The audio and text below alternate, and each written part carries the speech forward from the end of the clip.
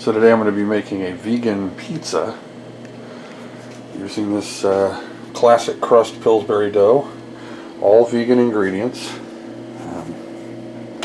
Now my youngest son doesn't like pizza sauce, okay, so I make about a quarter of the pizza or a third of the pizza a barbecue pizza with chopped up vegan chick patties on it, so he can enjoy it. Okay. So the ingredients, we've got lots of stuff going into this, and I'll just go ahead and go through the preparation.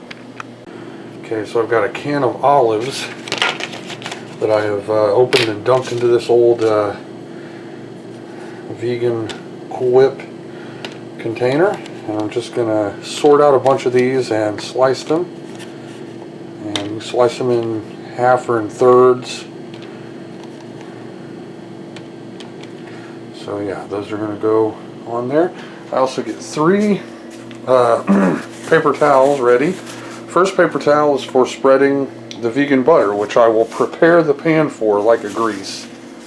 The second one is for rubbing an oil onto the top, and today we're going to actually try something different. We're going to put some provolone on the top of the cheese during the second half of its rising process, of the crust's rising process.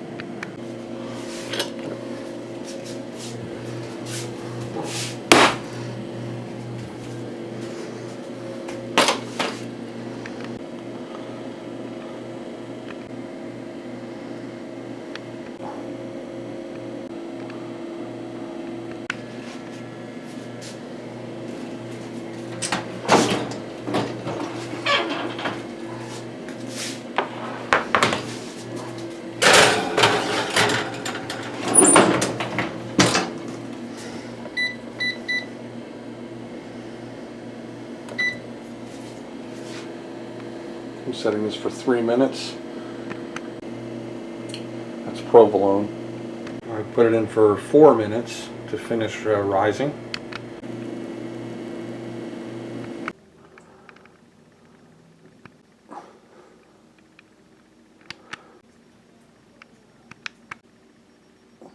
Vegan mozzarella.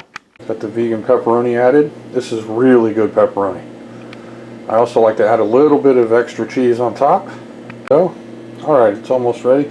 Now, I go 350, but my oven cooks a little hot. So 345 to 400, and now I'll probably give it about 7 or 8 minutes.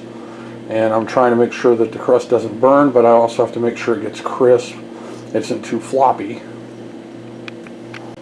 Here we go. Now this has about 4.5 minutes left. Once it reaches about 2 minutes, I'm going to be checking it closely. I might take it out a minute early depending on how dark the edges of the crust have gotten.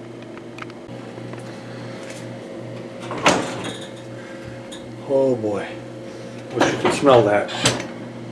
And we've been through lots of different pepperonis, and one thing I like to do is take the Louisville vegan jerky pepperoni toppings or the Louisville vegan pepperoni jerky, and just chop it up and put it on the pizza, and even though it's spicy, it's really, really good. Those are both great.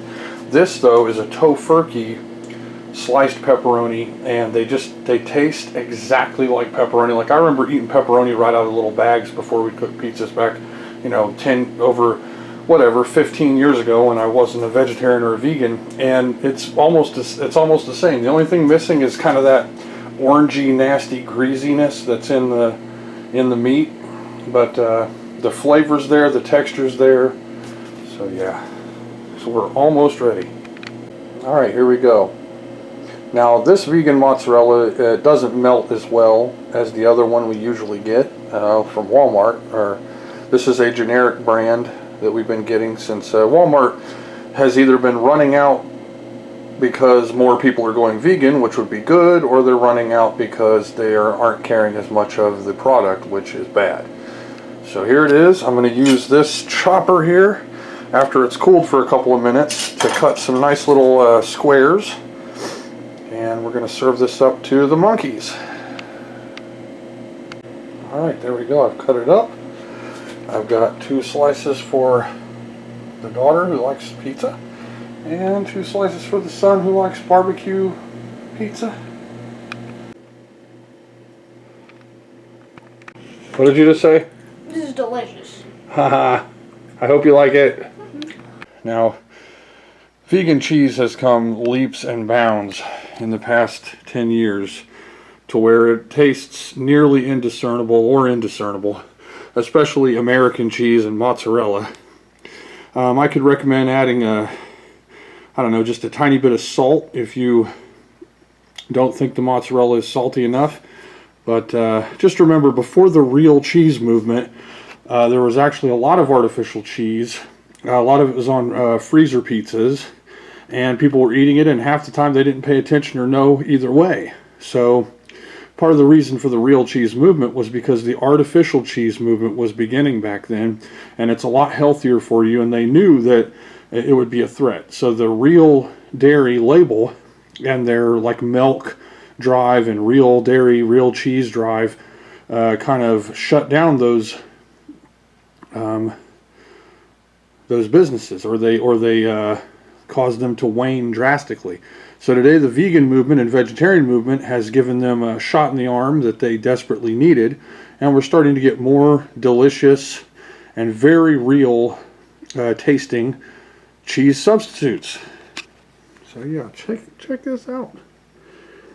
That's got sauce, provolone, mozzarella, pepperoni, sliced olives, and I'm about to munch. Oh boy. Oh. Now this beer, they didn't have the Budweiser, which I usually get when I'm strapped for cash. All they had left was High Life, and I do like High Life, but it's a really heady beer. So it takes forever to get it in the mug. This pizza is really good. I think I'd give it 9 minutes next time with this much toppings. The crust is great. It's cooked thoroughly, but it's not burnt. It could have used another solid minute. The kids loved it. I gave them the edge pieces so the pieces will be firmer. And it tastes great though. I mean, it tastes like better than freezer pizza. I'm not going to say that it's like, you know, it's not competing with some of the better pizzas out there.